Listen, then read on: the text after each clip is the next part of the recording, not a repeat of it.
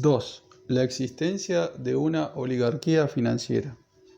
Curiosamente, Monthly Review y el PTS olvidan por completo este punto que, desde la óptica de la simple acumulación económica, es una prolongación del concepto de capital monopolista. Quizás por eso no se detienen a analizar el problema.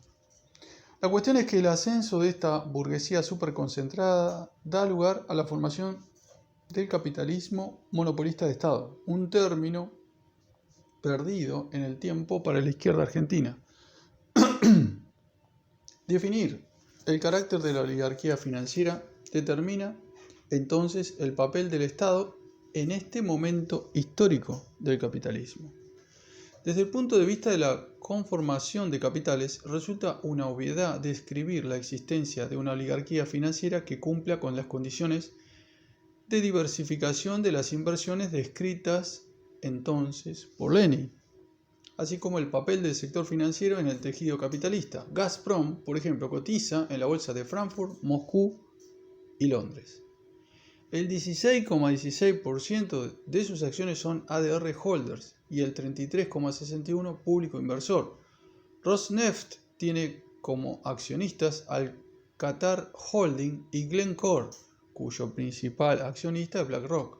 También cotiza en la bolsa de Londres. El Sberbank, principal banco de Rusia y uno de los excluidos del bloqueo de la OTAN y Estados Unidos por encargarse de las transferencias a Gazprom. Nótese la conexión entre el sector bancario y el industrial para los señores esquema. Está constituido por el Banco Central ruso y accionistas privados como Vanguard, BlackRock y JP Morgan. Las dos principales cadenas comerciales de Rusia están formadas por fondos de inversión y público inversor. X5 está radicada en paraísos fiscales. Ya volveremos sobre el significado de ello. Y Magnit está constituida por Marathon Group, 29%, JSC Thunder, 3,9% y un 66,7% de capital flotante, o sea, público inversor formado por accionistas individuales o jurídicos, más y más fondos de inversión. Si lo miramos como un esquema, en la propia constitución de estos capitales comerciales existe la fusión con capitales bancarios, los cuales a su vez invierten en capitales industriales, además de controlar sus cuentas. Para que nadie piense que estos han sido ejemplos tomados al azar, se trata de las 5 empresas de mayor facturación de Rusia. Ahora bien, ¿existe una burguesía rusa nativa? En la mayoría de los países existen componentes nacionales de la burguesía, pero a lo largo de los últimos 100 años, estas han perdido existencia nacional como tal, puesto que sus intereses se han transnacionalizado. ¿De qué manera? Mediante la fusión o absorción con el capital transnacional o mediante su propia transnacionalización, es decir, diversificando sus intereses en distintas partes del globo, lo que imposibilita la generación de proyectos políticos burgueses de neto carácter nacional, puesto que todos los negocios están entrecruzados. De allí las propias contradicciones que existen al interior de Rusia como de la OTAN respecto al problema de la guerra. Pero cada país tiene una historia propia y por lo tanto el origen de estas burguesías nacionales que acaban transnacionalizándose varía. La burguesía rusa nativa no está determinada por la herencia de los antiguos terratenientes de la época del zarismo, barridos por la Revolución de Octubre, sino por la constitución de una nueva burguesía surgida de las entrañas del aparato burocrático del capitalismo de Estado en que derivó el Partido Comunista. La caída de la Unión Soviética no fue el inicio de la restauración capitalista, como gusta señalar el troquismo, sino más bien su formalización. Como decía un querido compañero nuestro, Roberto Guevara, primero viene el hecho, luego el derecho. La acumulación originaria de la burguesía rusa contemporánea está más clara y nítidamente ligada a los resortes del Estado que en cualquier otro país capitalista, dada la centralidad que el Estado cumplía en la antigua Unión Soviética. Allí las direcciones empresariales y los distintos puestos de gobierno pasaron a constituirse en una fuente de riqueza y disputa por los recursos del Estado, donde cada unidad productiva se iba convirtiendo en una empresa de tipo capitalista que no solo explotaba fuerza de trabajo para elevar los niveles de productividad, sino que también competía con sus coterráneas en un mercado capitalista emulado.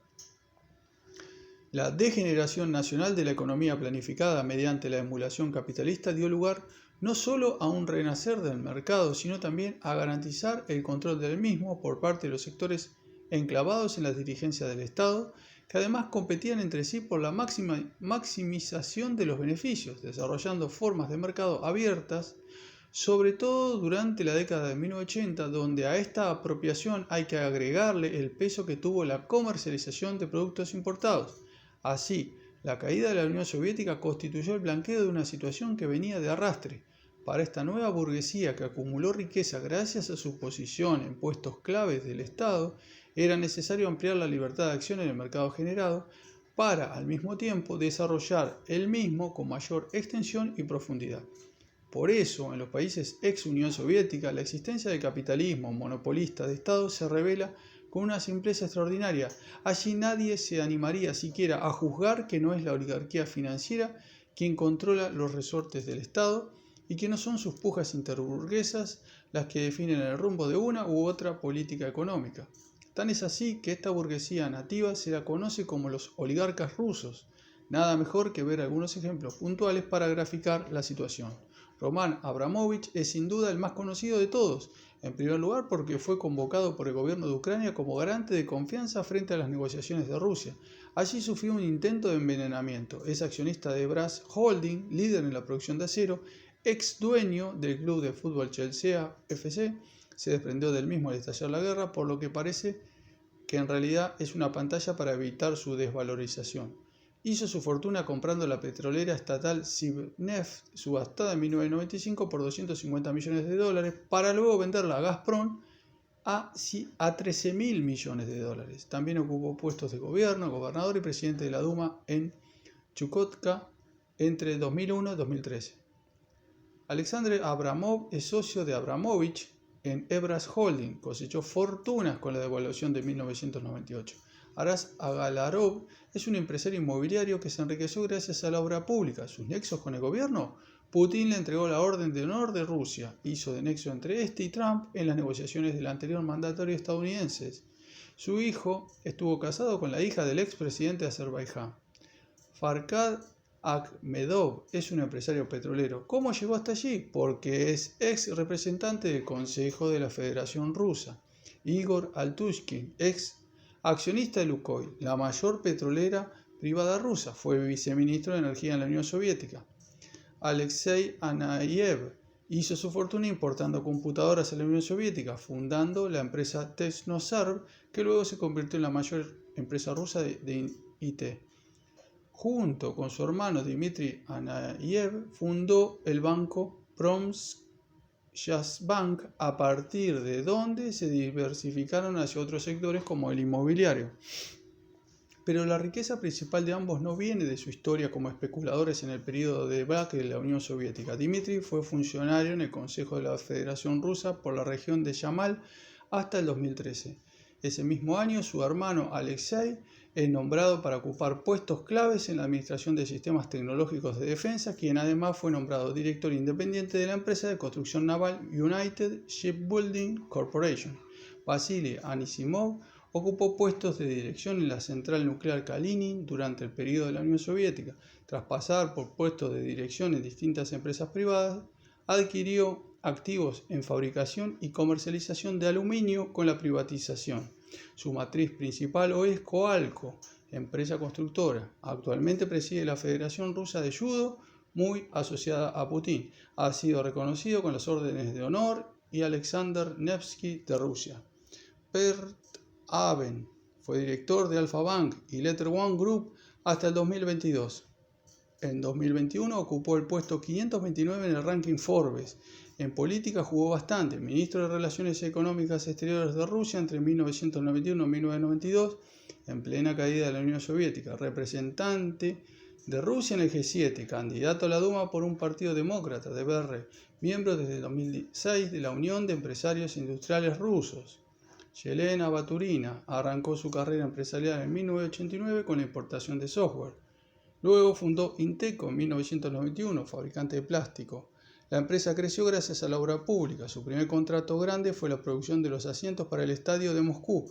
La empresa luego se diversificó hasta la construcción para la obra pública. A partir del 2005 se dedica principalmente a la especulación financiera. ¿De dónde sacó tantos contactos para enriquecerse a costa del Estado? Es la ex esposa de Yuri Luskov, quien fuera alcalde de Moscú entre 1992 y el 2010. Alisher Usmanov es accionista de Metalo Invest, Xiaomi, empresa de telecomunicaciones y minería. Fue incluso accionista de Facebook. Poseía una participación del 30% en el Arsenal Football Club. Su fortuna proviene de ser directivo de la unidad financiera de Gazprom, Gazprom Invest Holding.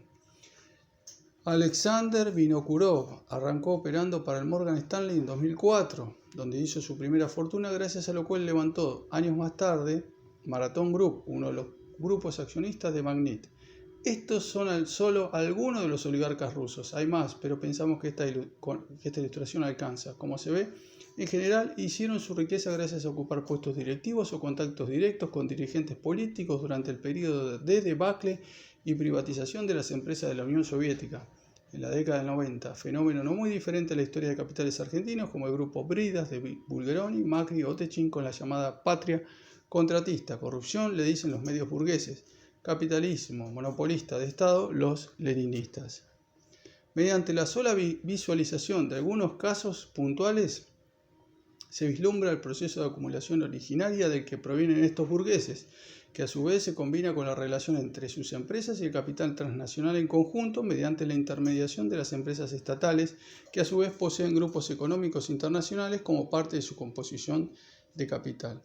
En la relación simbiótica que mantiene esta burguesía con el aparato estatal, queda expresada de manera clara la existencia de la oligarquía financiera. El entrecruzamiento de capitales aparece aquí centralizado en la órbita del propio Estado, por lo que las composiciones accionarias de los capitales pasan a tener un peso testimonial si se lo compara con las relaciones que cada uno de ellos mantiene entre sí en los distintos niveles del aparato estatal. Esta centralización del capital a través del Estado se expresa con particular claridad en la industria armamentista. A partir del año 2000, Putin da inicio a una agresiva política de centralización de capitales en este sector productivo. El primer paso será organizar el monopolio de la exportación de armas mediante la creación de Rosoboronexport, para luego avanzar en el ordenamiento de la producción interna con la creación de Rostechnology el año 2007. Pocos meses después, por decreto, se transfiere a Rostechnology la propiedad de 443 empresas en situación de crisis, siendo que algunas prácticamente no presentaban operaciones comerciales, otras estaban en proceso de quiebra. Es decir, en la práctica, la incorporación a Rostechnology de muchas de estas empresas constituía un rescate con incorporación de capital, evitando el desmantelamiento de una parte importante de la industria militar rusa en plena crisis. 2013, el monopolio estatal es renombrado Rostec. Para afianzar su expansión global, la corporación estatal controla más de 700 empresas y emplea unos 453.000 trabajadores.